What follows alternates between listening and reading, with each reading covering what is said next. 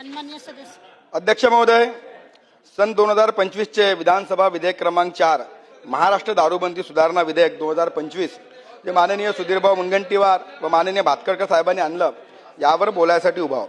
अध्यक्ष महोदय, आपल्याला माहित आहे की दारू आज मोठ्या प्रमाणामध्ये विकल्या जाताना पिल्या जात आहे. शहरामध्ये त्या ठिकाणी दुकानाला परवानगी असते आणि आमचा मतदारसंघ ग्रामीण मतदारसंघ आहे.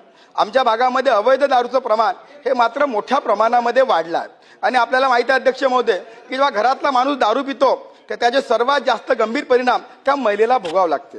आम्ही जेव्हा मतदारसंघामध्ये फिरतो, महिला आम्हाला फोन करतात की आमच्या गावात दारू विकल्या जाते. आम्ही पोलिसांना सांगतो, पोलीस कारवाई करते, पण लगेच मात्र त्या दारू विकणाऱ्याला जमानत मिळते. होत काय अध्यक्ष महोदय, या अवैध दारू विक्रीमधून त्या लोकांपाशी प्रचंड पैसा येतो आणि या पैशातून मात्र मोठ्या प्रमाणामध्ये गुन्हेगारी वाढत आहे. अवैध दारूच्या पैशातून गुन्हेगारी वाढते.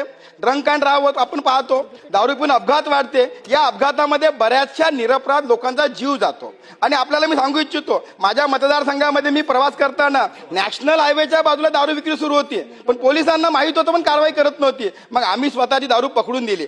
असे सुद्धा अनेक प्रकार झाले. आमच्या चंद्रपूर जिल्ह्यामध्ये मधल्या काळात दारूबंदी होती.